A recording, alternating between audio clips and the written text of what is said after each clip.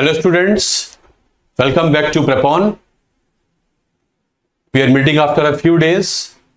चलिए हम लोग पॉलिटी की 50 सीरीज कर रहे हैं और आजकल यूनियन लेजिस्लेचर कर रहे हैं, उसमें parliament is our topic these days. मैंने आपको सेपरेटली दोनों हाउसेज बता दिए, राज्यसभा लोकसभा, कैसे इनके इलेक्शंस होते हैं, इलेक्शंस को क्या कहा जाता है, क्या क्वालिफिकेशंस होती हैं, क्या दोनों हाउसेस के अध्यक्ष कहलाते हैं, स्पीकर की पावर्स क्या होती हैं, स्पीकर की स्पेशल पावर्स के बारे में मैंने आपको बताया. अब रेस्पेक्टिव हाउसेस तो हमने डिस्कस कर लिए, आज डिस्कस करते हैं common provisions of both the houses. दोनों हाउसेस के कॉमन प्रोविजंस क्या होते हैं उनको डिस्कस करते हैं. सबसे पहले देखते हैं कि जो पार्लियामेंट में बिजनेस होती है ये कैसे कंडक्ट होती है, कैसे पार्लियामेंट बुलाया जाता है, कैसे मेंबर बैठते हैं, कब सेशन बंद होता है, कब सेशन शुरू होता है, बंद होता है तो क्या कहते हैं, सिटिंग क्या होती है. तो इसके लिए एक प्रोविजन है कॉन्स्टिट्यूशन में, आर्टिकल 85. आर्टिकल 85 आपको याद ना हो या ना हो, लेकिन उसका जो कंटेंट है वो आना चाहिए. लास्ट ईयर क्वेश्चन भी आया एग्जाम में, कोविड के समय में जब पार्लियामेंट को बुलाया गया, स्पेशल तरीके से बुलाया गया, एक ही हाउस में सुबह लोकसभा हुई, शाम को राज्यसभा हुई, ये सब कैसे होता है, ऑब्वियसली कॉन्स्टिट्यूशन के तहत ही हो सकता है. तो आर्टिकल 85 राष्ट्रपति को 3 पावर्स देता है, समन करने की पावर, प्रोरोग करने की पावर, डिसॉल्व करने की पावर. अब देखिए क्या है, अभी बताता हूं. The president shall summon the houses in such a way that the gap between last sitting of one session and the first sitting of the next session shall not be more than 6 months. राष्ट्रपति इस तरीके से दोनों houses को समन करेंगे कि 2 बैठकों का गैप 6 महीने से ज्यादा नहीं हो सकता. पहला, राष्ट्रपति शैल प्रोरोग द हाउसेस, वो दोनों हाउसेस को प्रोरोग कर सकते हैं, लोकसभा को डिसॉल्व कर सकते हैं. यहां पर मैंने हाउसेस नहीं लिखा है, यहां पर लोकसभा लिखा हुआ है. अब ये 3 पावर्स क्या होती हैं, ये वही पावर्स हैं जिनके जरिए पार्लियामेंट की बिजनेस कंडक्ट की जाती है. अब ये क्या है देख लेते हैं. मान लीजिए लोकसभा है, लोकसभा का टेन्योर 5 साल है. लोकसभा के एग्जाम्पल से आपको समझाता हूं. लोकसभा का टेन्योर 5 साल है, तो जो हाउस का टेन्योर होता है वो बढ़ता है सत्रों में, वो बढ़ता है सत्रों में. 5 साल बढ़ते हैं सेशंस में, पहला सेशन, दूसरा सेशन, तीसरा सेशन. अब पहला क्लॉज कहता है, चलिए अभी उससे पहले एक बात बता दूं आपको, सेशन तो, और सेशन बढ़ते हैं सिटिंग्स में. प्रत्येक दिन के बैठने को सिटिंग कहते हैं. हो सकता है आज आधा घंटे की सिटिंग हो पाई या आज पूरे दिन की सिटिंग हो गई, तो सिटिंग हो जाती है. तो टेन्योर में होते हैं सत्र, सत्रों में होती हैं बैठकें, मतलब टेन्योर में होते हैं सेशंस, सेशन में होती है बैठकें. अब ये सेशन बुलाया कैसे जाता है, अंत कैसे किया जाता है, इसका देखते हैं. जब सेशन की बिगिनिंग होती है उसे कहते हैं summoning. Beginning of A session is called summoning. Who does the summoning, मैंने आपको बताया, राष्ट्रपति शैल समन द हाउसेज, राष्ट्रपति शैल समन द हाउसेज. जब भी सेशन समन किया जाएगा, बिगिन होगा, राष्ट्रपति के नाम से नोटिस जाएगा लोकसभा के मेंबर एमपीज को, राज्यसभा के एमपीज को. आने वाले समय में जाने वाला है कि लोकसभा का सेशन, मॉनसून, पार्लियामेंट का मॉनसून सेशन बिगिन होने जा रहा है. आप लोग अपनी अपनी कॉन्स्टिट्यूएंसी से लोकसभा राज्यसभा में दिल्ली आ जाइए ताकि हम पार्लियामेंट की बिजनेस को कंडक्ट कर सकें. तो राष्ट्रपति की ड्यूटी है हाउसेस को समन करना, राज्यसभा लोकसभा को समन करना, ताकि वो आए और देश की बिजनेस को, पार्लियामेंट की बिजनेस को कंडक्ट करें. और जब सेशन एंड होता है तो राष्ट्रपति उसको एंड भी करते हैं. राष्ट्रपति शैल प्रोरोग द हाउसेस, है ना, ही शैल प्रोरोग द हाउसेस. सेशन के एंड को कहते हैं प्रोरोगेशन, सेशन के एंड को कहते हैं प्रोरोगेशन. राष्ट्रपति के पास ही ड्यूटी है कि वो सेशन को शुरू करेंगे और सेशन को एंड करेंगे. मैं सेशन बोल रहा हूं, सिटिंग नहीं बोल रहा हूं. सेशन के बिगिनिंग को कहते हैं समनिंग, सेशन के एंड को कहते हैं प्रोरोगेशन. एंड हो जाएगा, ठीक है, इतनी बात समझ में आ गई. तो ये ड्यूटी राष्ट्रपति के ऊपर है. और जब हम राष्ट्रपति कहते हैं, इसका मतलब on the advice of council of minister, सरकार की एडवाइस पे ऐसा होता है. सरकार बताती है इस दिन से हम मॉनसून सेशन शुरू करना चाहते हैं. राष्ट्रपति, जो कि फॉर्मली संविधान में लिखा हुआ है, तो राष्ट्रपति ही समन कर देंगे और सेशन एंड भी वही करेंगे. अब सेशंस में हो जाती है सिटिंग्स, सिटिंग बैठक. सुबह 11 बजे सिटिंग शुरू करेंगे, लोकसभा में स्पीकर शुरू करेंगे, राज्यसभा में चेयरमैन शुरू करेंगे.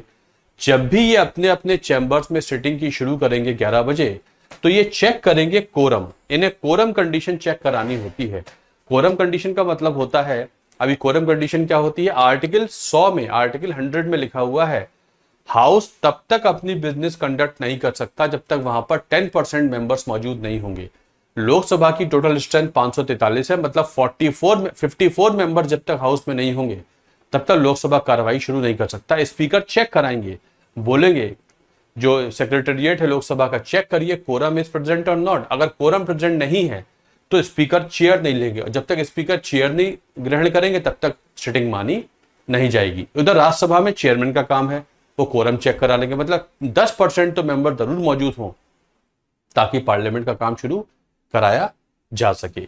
दिन भर वो काम करेंगे, शाम को वो बोल देंगे the house is adjourned for today. आज की सिटिंग बंद होती है, जब सिटिंग के एंड होती है उसे कहते हैं एडजर्नमेंट।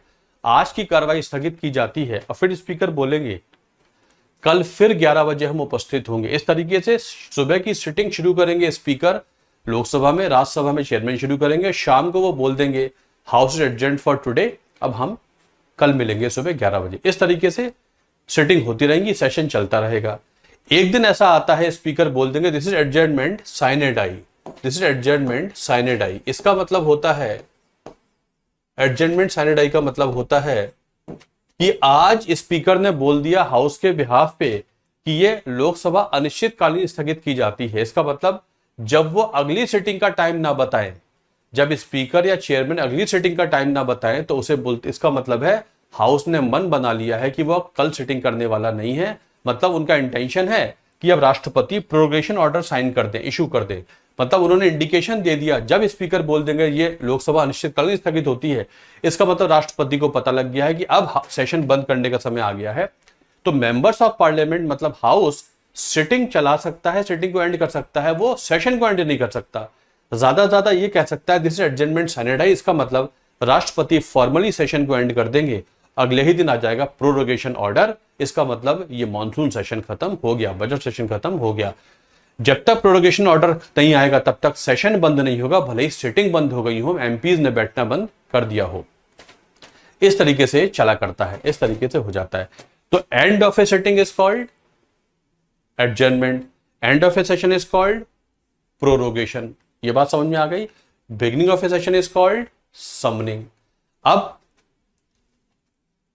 ये देखिए, मैंने लिखा राष्ट्रपति shall summon the houses in such a way that the gap between the two sittings shall not be more than 6 months। इसका मतलब 2 सिटिंग का गैप 6 महीने से ज्यादा नहीं होना चाहिए। सिटिंग 1 एंड सिटिंग 2, 2 सेशंस का गैप नहीं बोल रहा हूं मैं, 2 सिटिंग्स का गैप 6 महीने से ज्यादा नहीं होना चाहिए। 2 बैठकों का गैप, 2 सत्रों का गैप नहीं। और ये एसरटेन करना राष्ट्रपति का काम है कि 2 सिटिंग का gap can not be more than 6 month. अगर सिटिंग बंद हुई है इसका मतलब अगली सिटिंग 6 महीने से पहले हो ही जानी चाहिए। ये राष्ट्रपति को देखना है एज पर द कॉन्स्टिट्यूशन। इसका मतलब राष्ट्रपति की ड्यूटी बनती है कि जब एक सेशन बंद हुआ है तो अगला सेशन 6 महीने से पहले शुरू हो ही जाए, ताकि वो संवैधानिक कंडीशन है वो पूरी हो जाए। अगर इस कंडीशन को देखें, इसका मतलब साल में कम से कम 2 सेशंस तो होने चाहिए। 3, 4, 5, 6, 7 भी हो सकते हैं, कम से कम साल में 2 सेशंस तो अनिवार्य है। ऐसा ड्यूटी राष्ट्रपति की असरटेन करना है। इसका मतलब जब भी सेशन बंद होगा और सरकार सेशन की एडवाइस उन्हें नहीं दे रही है तो राष्ट्रपति उन्हें बोल सकते हैं एज पर द कॉन्स्टिट्यूशन मुझको अगला सेशन 6 महीने के अंदर कराना है, आप तुरंत सेशन शुरू करके एक सिटिंग करा दीजिए, भले ही उसके बाद काम मत करिएगा। कम से कम 6 महीने का गैप तो मेंटेन होना ही चाहिए। उसके अनुसार देखा जाए तो 2 सेशंस तो साल में होंगे ही होंगे, 3, 4, 5 भी हो सकते हैं। इसलिए कॉन्स्टिट्यूशन के अनुसार साल में कम से कम 2 सेशंस तो होने ही होते हैं। इस तरीके से बिगनिंग हाउस चलता है एज पर आर्टिकल 85। और उसमें तीसरा क्लॉज ये कहता है राष्ट्रपति शैल डिसॉल्व द लोकसभा। क्योंकि राज्यसभा का कार्यकाल होता नहीं है तो जिस हाउस का टेन्योर नहीं होता वो भंग नहीं हो सकता। लोकसभा का फिक्स टेन्योर होता है तो लोकसभा भंग हो सकता है, तो राष्ट्रपति लोकसभा को भंग भी कर सकते हैं। तो तीनों ड्यूटी राष्ट्रपति के पास है। जब राष्ट्रपति की बात आती है तो बात हो जाती है समनिंग का मतलब होता है beginning of the session, prorogation का मतलब होता है एंड ऑफ द सेशन, और sitting is constituted by speaker chairman. Quorum का मतलब होता है आर्टिकल 100 के अनुसार 10% कम से कम टोटल स्ट्रेंथ के 10% मौजूद होने चाहिए। Any business done in the absence of quorum is unconstitutional. हो सकता है सुबह 100 लोग बैठे हों, 200 लोग बैठे हों लोकसभा में, ग्रेजुअली धीरे धीरे स्ट्रेंथ कम होने लगती है। जब भी किसी मेंबर को लगे कि 54 मेंबर्स नहीं है, वो तुरंत रेज कर सकता है ये पॉइंट कि sir quorum is lost.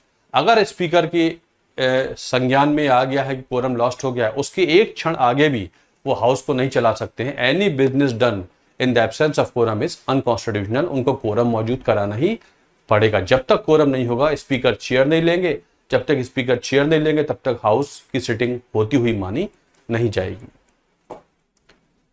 Sitting is ended by speaker और chairman which is called adjournment. Adjournment sine die का मतलब होता है कि अब वो इस सेशन को बंद करना चाहते हैं, इंडिकेशन दे रहे हैं राष्ट्रपति को कि आप प्रोरोगेशन ऑर्डर साइन कर दीजिए।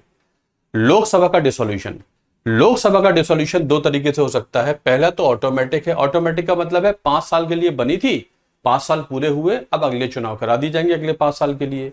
एक होता है पहले से भी हो जाए।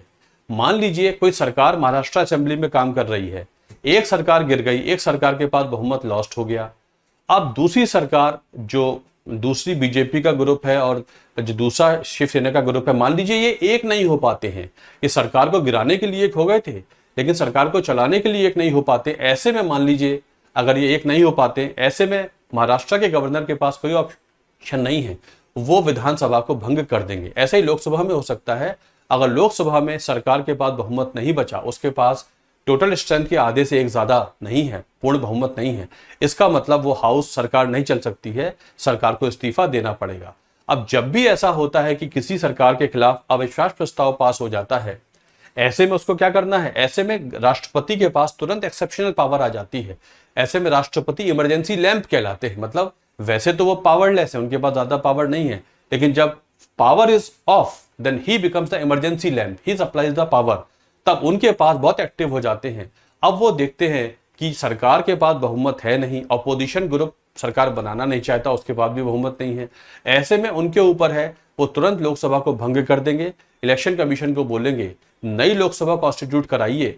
वैसे तो मैंडेट लोगों ने मैंडेट 5 साल के लिए दिया था, लेकिन 5 साल लोगों का मैंडेट काम नहीं कर पाया। अब हमको मध्यावधि चुनाव कराने पड़ेंगे, मिड टर्म इलेक्शन कराने पड़ेंगे, क्योंकि कोई पार्टी सरकार नहीं बना पा रही है। और सरकार वही पार्टी बना सकती है जिसके पास पूर्ण बहुमत हो, कम से कम 272 नंबर होना चाहिए।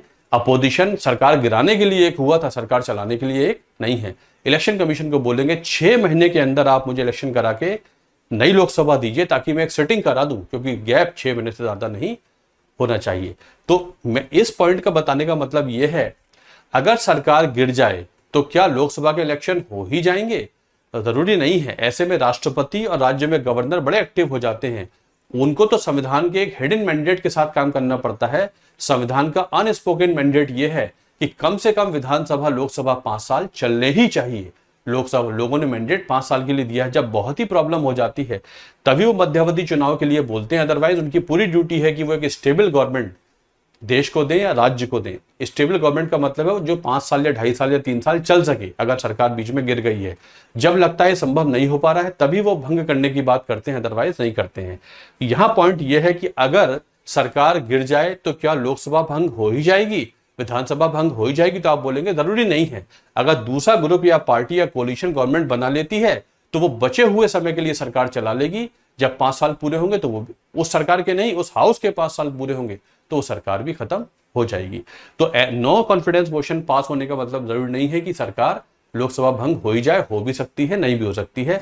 जब ऐसी स्थिति आती है, जब कोई भी हंग तरीके से किसी पार्टी के पास नहीं है बहुमत, ऐसे में राष्ट्रपति इमरजेंसी पावर बन जाते हैं, इमरजेंसी लैंप बन जाते हैं। जब पावर ऑफ हो जाती है तो राष्ट्रपति एक्टिव हो जाते हैं, तब वो पावर सप्लाई करते हैं, तब उनके पास पावर आ जाती है। ये बात समझ में आ गई? This is called dissolution. तो लोकसभा 5 साल में तो भंग हो ही जाएगी, उससे पहले भी भंग हो सकती है। This is this thing. Care taker government क्या होती है? इन सच ए सिचुएशन क्या होता है, जब एक सरकार गिर गई और अगली सरकार के लिए नए चुनाव कराने पड़ेंगे, क्योंकि कोई सरकार पार्टी सरकार बनाने के पोजीशन में नहीं है। ऐसे में राष्ट्रपति जो गिरी हुई सरकार होती है उससे बोलते हैं please continue in office until some alternative arrangement is made. आप तब तक सरकार में रहिए, तब तक दूसरी सरकार इलेक्शन के बाद ना आ जाए। ऐसी गवर्नमेंट को बोलते हैं केयर टेकर गवर्नमेंट। आपको पता होना चाहिए, देश बिना सरकार के नहीं रह सकता। राष्ट्रपति के पास हमेशा होनी चाहिए काउंसिल ऑफ मिनिस्टर्स। तो caretaker government is that government which even though it is defeated on the floor of the house, it continues in office until some new government comes in the office. जब तक नई सरकार नहीं आ जाती है तब तक वो जो हारी हुई सरकार है वही एक रूटीन काम करती रहती है, कोई पॉलिसी मेजर वगैरह नहीं लेगी क्योंकि आपके पास बहुमत नहीं है देश का। आप बस डे टू डे एक्टिविटी करते रहिए ताकि इलेक्शन होके नई सरकार आ जाए, तब तक आप काम करते रहिए। ऐसी सरकार को कहते हैं केयरटेकर गवर्नमेंट। इसके पास पॉलिसी मेजर लेने का अधिकार नहीं होता है, ये तो बस रूटीन काम करने के लिए हुआ करती है, क्योंकि देश के पास हमेशा होनी चाहिए सरकार। ये राष्ट्रपति की ड्यूटी है देखना, राष्ट्रपति बिना सरकार के काम नहीं कर सकते हैं। आर्टिकल 75(4) कहता है there shall be a council of ministers with prime minister at the head to aid and advise the president. राष्ट्रपति के पास हमेशा होनी चाहिए काउंसिल ऑफ मिनिस्टर। बहुमत वाली है तो बहुत अच्छा, बहुमत वाली नहीं है तो वो बहुमत के लिए इलेक्शन कमीशन को बोलेंगे आप इलेक्शन कराइए, तब तक वो हारी हुई गवर्नमेंट से बोलते हैं आप काम करते जाइए। इंग्लैंड में बोरिस जॉनसन की सरकार ने इस्तीफा दे दिया है, तो जब तक नई प्रधानमंत्री वहां पर स्वेरिंग इन नहीं हो जाएगी, शपथ नहीं ले लेंगे, तब तक बोरिस जॉनसन ही इंग्लैंड के कार्यवाहक प्रधानमंत्री बने रहेंगे, केयरटेकर गवर्नमेंट पे काम करते रहेंगे, क्योंकि बिना सरकार के, बिना प्रधानमंत्री के देश नहीं हो सकता। कितना किसी को तो सरकार बनना ही पड़ेगा। This is called caretaker government. ये बात समझ में आ गई? This is all about this particular thing. मेरे ख्याल से आपके बात समझ में आ गई होगी, पार्लियामेंट कैसे काम करता है, कैसे पार्लियामेंट, राष्ट्रपति कैसे पार्लियामेंट को चलाते हैं। चलिए, थैंक्स अ लॉट। 50 सीरीज में ये एक छोटा सा मैंने कंसेप्ट आपको और बताया। अगले लेक्चर में आपको अगली बात बताऊंगा। Hope you are enjoying this sessions intermittent हो जाते हैं।